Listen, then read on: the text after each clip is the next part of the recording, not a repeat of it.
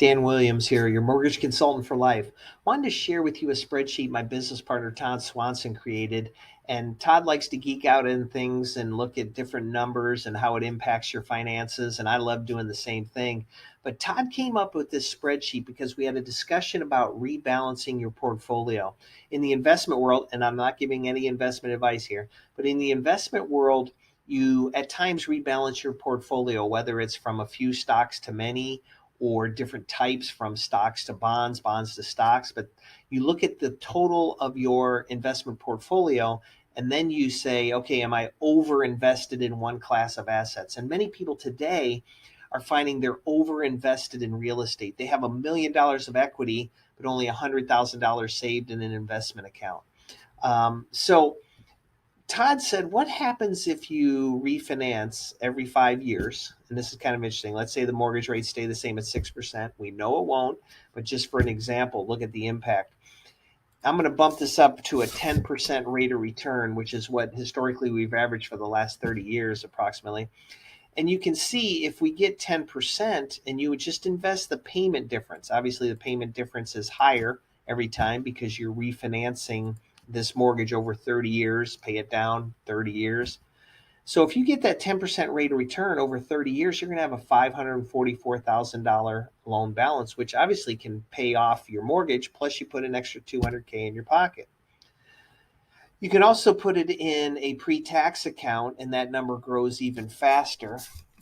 Let's say it's a 401k IRA, you're putting that money in, you're contributing more to those vehicles.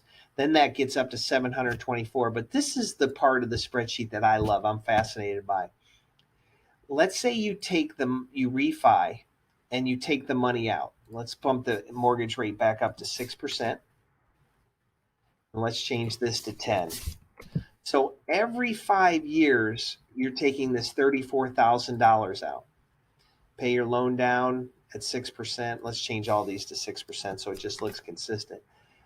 If you do that, every 5 years, you're taking 34,000 out and investing it. And lo and behold, look at here. After 10 years, obviously you're going to have a mortgage. I get that. Your payment's never going to go down. Your payment's not going to go away. But in 30 years, you're going to have almost $1 million in outside investments of your house, and you still have this $465,000 mortgage, which you could pay off. So really, once again, it's just kind of geeking out on the numbers, but the impact is if you go out and invest this money instead of paying down or paying off a mortgage, and the rate of return is higher outside of the mortgage, you are going to be, gosh, a lot better off.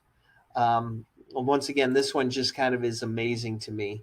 And who knows, rates come down, you may be able to take more out, or maybe you pay off your mortgage in year 20 or 25, excuse me, and then you invest all that money you were paying towards mortgage, you invest towards retirement or in some other investment vehicle. But it really is about moving some of the equity out from under the roof into a different asset class, stocks, bonds, etc. So anyways, let me know if you have any questions about this. I just thought it was kind of fascinating, or you want me to run some numbers on a scenario you may have in your head. I'm happy to help. Take care, enjoy the day, and I'm here if you need me.